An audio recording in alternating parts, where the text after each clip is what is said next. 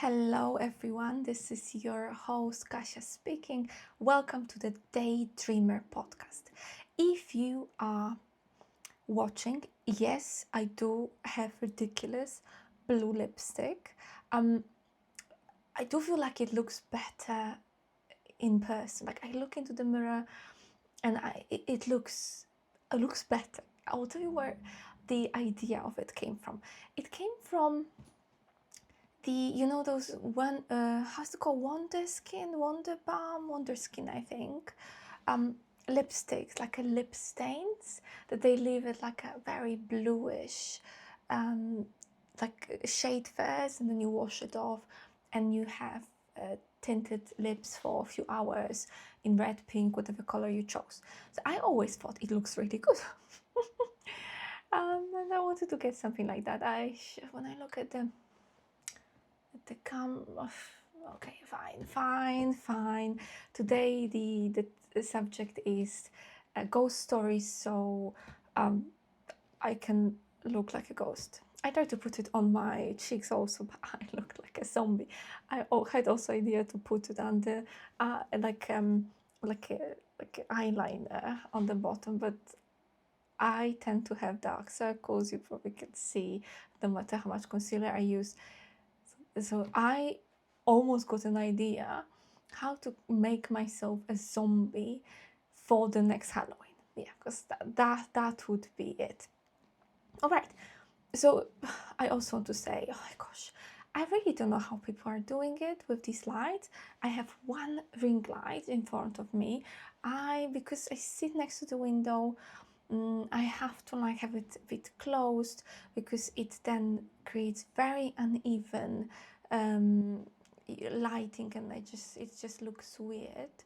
So I have this one light in front of me, but it's like, for it to work on camera, it's so bright, it makes my eyes hurt.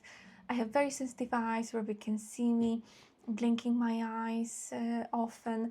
It's just like how my eyes are, and if you're sitting in front of a big light, then my eyes are getting even worse. Yeah, we're talking about the ghost story. So I had an idea that maybe I will leave my email. Maybe my email is already there. I'm actually not sure, but I will leave my email in the description of the podcast. And if you have your own ghost stories, I would be really, really curious to read them. And if I get some nice stories, maybe I will record episode um, with with your stories. So please send, if you have some nice stories, some experiences, or not nice stories, just maybe bad experiences. Please let me know. I got this idea from the British podcast called Uncanny, with Danny Robbins as a host. I love it. It's a BBC podcast. I must say, I don't know what happened, but like the first few seasons, they also do, like, you can watch it on BBC, some of the seasons. I was so afraid because maybe I am all into spirituality, all this stuff, and I like the dark energy and things like that. But I'm like a chicken, like a complete chicken when it comes to ghosts and demons, and like, so I'm just so easy scared. So I would obsessively listen to it or watch, and then wouldn't sleep at night. My husband would tell you that there's always has to be some light wherever I sleep because I see too much in the darkness. Some people might be like, oh, it's darkness, so I can't see anything. But I can see the amount of energy moving that I can see, the amount of some weird shapes and like shadows. I need a tiny bit of light to feel that I'm safe. So I wanted to tell you some of my stories. I don't think I have any story that it's too scary. Actually, I don't know, maybe you assess that. I know that some people can be like really bothered really scared, almost like kicked out of their own house because of things that are happening. I don't have stories like that. But as a person who was born with spiritual abilities, I've always seen them. I had many years when I wasn't involved in spirituality at all. I rediscovered it when I was like 16 or 17, something like that. But before that, I did have experiences, especially in the early childhood. So let me try to tell you some of these stories. You need to also know that my parents' house, like, oh my gosh, there's a lot going on in there. It's an old house. It was always been in the family. It was built by my grandfather, my great-grandfather. So it's not like there were other people living there. There's always family. But you never know what the grounds are or the stories in the families. Like more people, some people I might not even know that passed away because as a further family, etc. So these days I don't really like to sleep in my parents' house because I'm out of there. So I'm really, really not used to that anymore. So a lot of these stories will be in my parents' house. So let me start from the first one. I think that is my earliest memory of something spooky, something weird, paranormal happening in my life. So when I was a little kid, me and my brother, we would sleep in like a big double bed. My brother was also very afraid of the dark. I wasn't, but he wouldn't sleep on his own. And my grandma was looking after us on a bed next to us. And my parents slept separately. It was a huge room, actually. Like the side where we were sleeping looked a bit small. I was like surrounded by like wardrobes. But outside of that, this room was huge and had I think, as I recall, big table, like a dining table. It wasn't a dining space, but I do recall some big table and wardrobes. It was quite a big space. So in the night, I would see dark figures, like shadows, but like you could see these are people, and they would walk from one side of the room to the other side of the room on this other side, and not where we were sleeping, but on this other side of the room. And I would, like every night, just look at them, just stare at them. The worst thing would be if I needed to go to pee in the night, and I needed a lot, actually. Till today I go every night, most of the nights. So almost every night I would have to go. So what I would do, I would just look and look and look. And probably I don't remember that part, like was I holding it and couldn't hold it anymore. But if I needed to go through, I would just run through them because I was afraid to walk, so just run through them. And then go to the bathroom, and then when I wanted to come back, I would stand in the doorway and look in. I couldn't see anything from the outside. And I would just run back. It was horrifying. It was really, really horrifying. Yeah, and that wasn't it. That's the thing, that wasn't it. One night, I was staring, as always, scared of these shadows, shadow people. They looked like men moving back and forth. And I was like, noticed that one of them started coming towards me. I was so terrified. I was so bloody terrified. And when it came closer, it looked like my brother, which is, till today, I don't really know why. I mean, I know that they say that demons tend to do mimicking, but like, this being came over to me looking like my brother. I felt that it was looking at my brother, so I'm not scared. But it almost was as curious about me as I was curious about them. I mean, I was terrified. I tried to blink as a child. You know, I was taught that if you blink, things like that disappear. No, it didn't. I was standing there in the bed, in the like end at the end of the bed, looking at me. But no, there was no malice there. There was no evil. That was just like so curious, just so curious being. It's almost like, I don't know, maybe when I think about it now, maybe they were just stuck and they were just walking back and forth and they didn't see anybody and they didn't know we're there. And at some point, maybe one of them was more, you know, more like vigilant or like more sensitive, and finally noticed that something was there, like me, that I was there and I was looking. So yes, I was standing there with like this curiosity looking at me. I'm blinking, nobody's disappearing. And then it was got even worse because it touched my leg. It's like almost really wanted to touch me, because it was part of this curiosity, like, what is it? Who are you? Like, what are you? And I got so scared because I felt it. I felt the touch on my foot.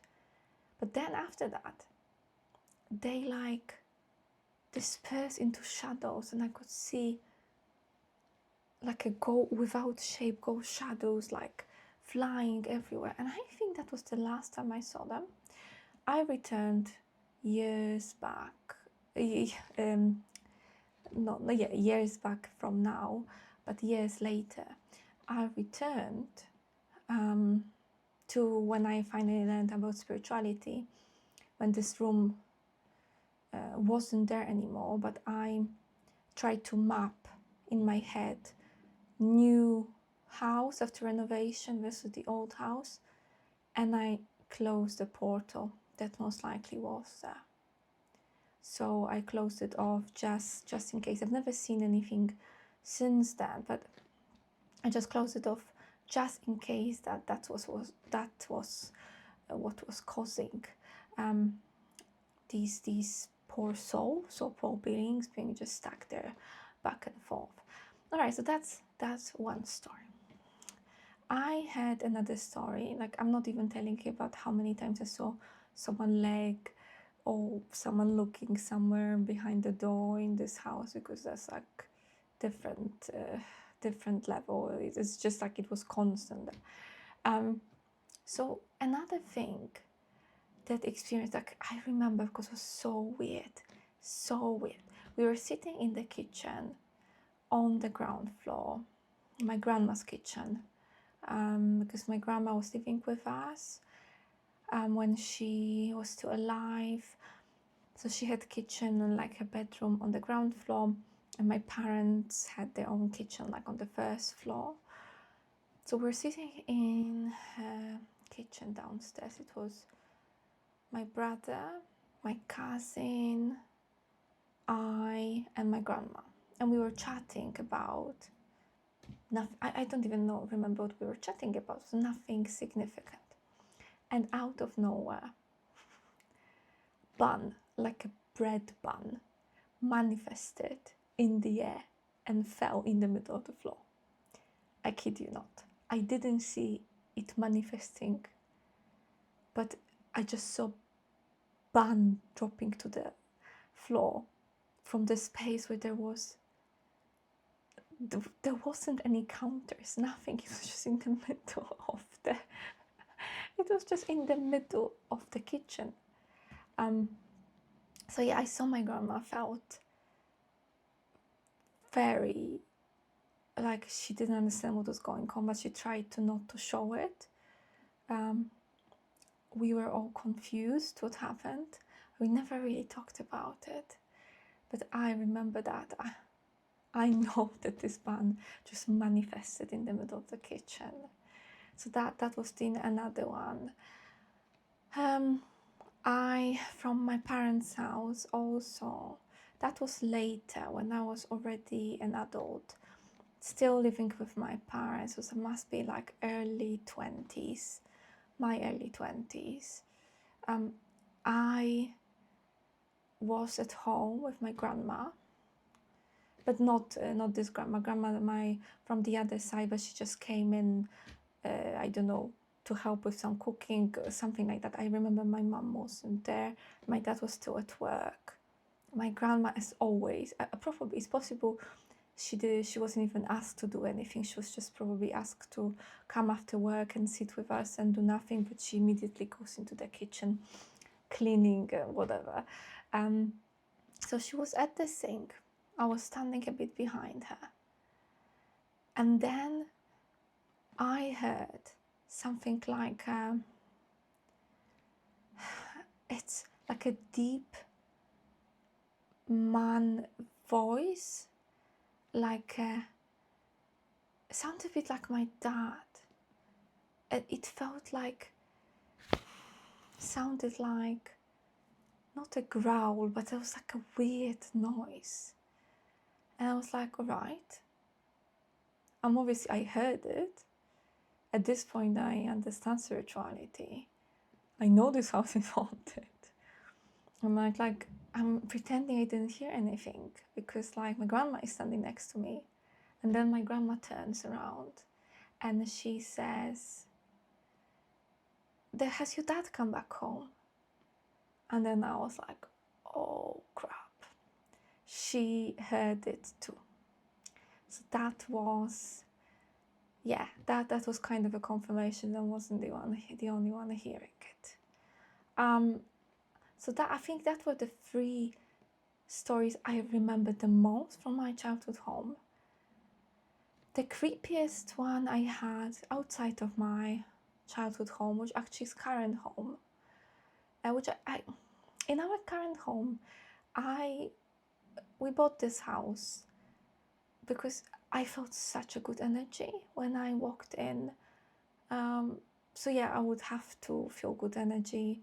I wouldn't be able to buy a house that I felt something's off, because I don't want to end up co-living or cleansing or crossing someone over.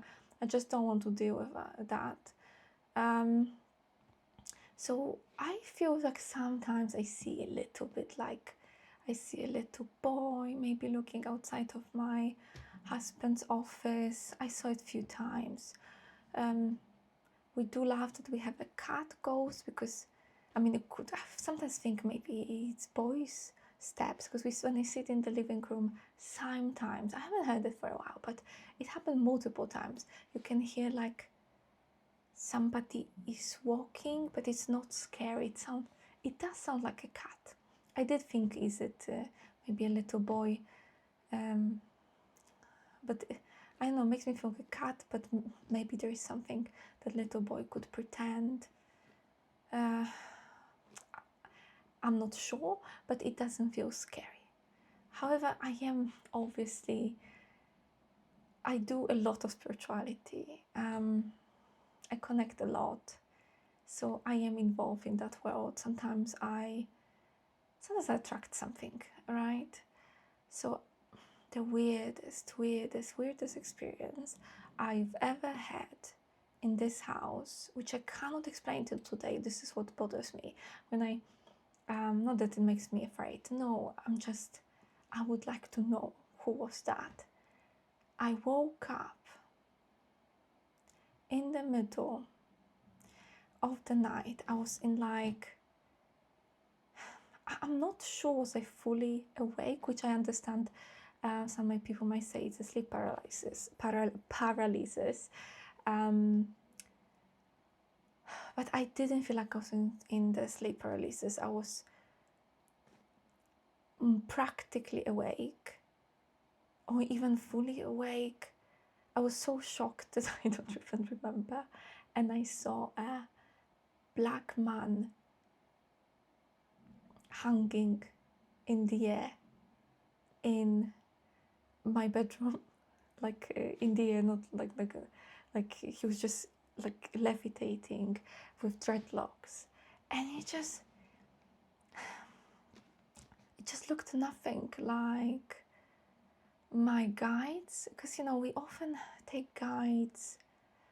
Our guides typically show to us in some way that we are like connected, like our family looks like we look like.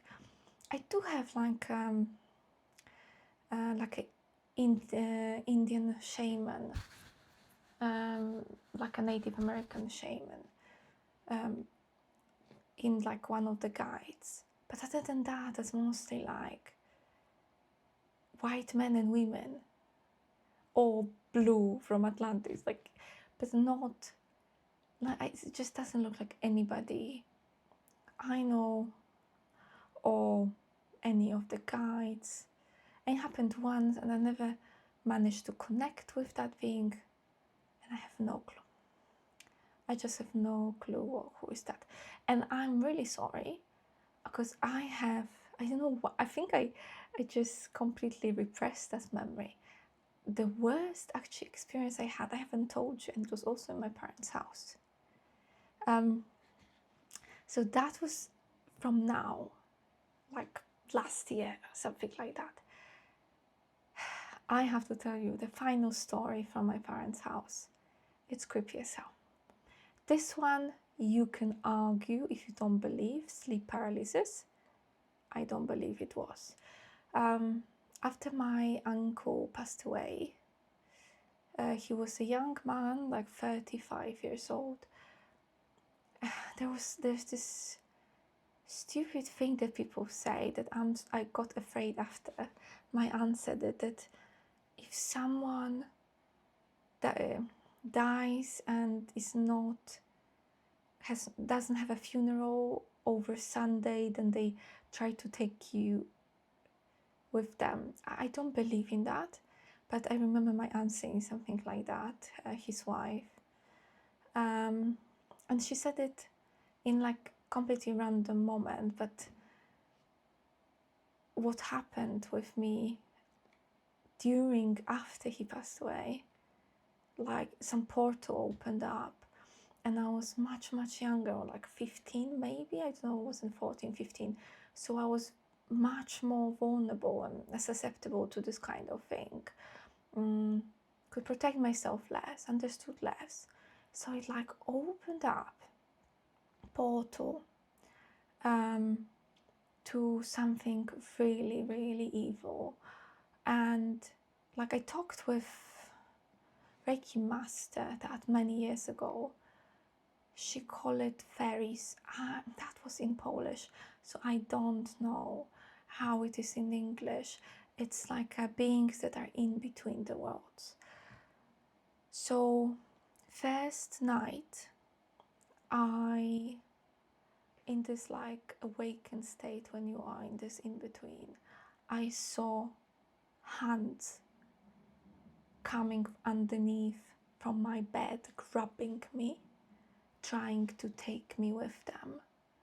And I was just, I couldn't fully move, but I was jumping on the bed as much as I could to not be dragged anywhere. That was the first night. The second night, I felt someone grabbing me on my chest and pulling me up, and I could feel like I'm moving up. And the third night, I felt someone behind me caressing me, so it was almost like I survived, and I feel like the last night was one of my guardians, like, you're okay. But that was the scariest of the experiences in my family home. after the 3 nights, and nothing ever happened. But yeah, that was the biggest badass. Honestly, now like I don't remember how much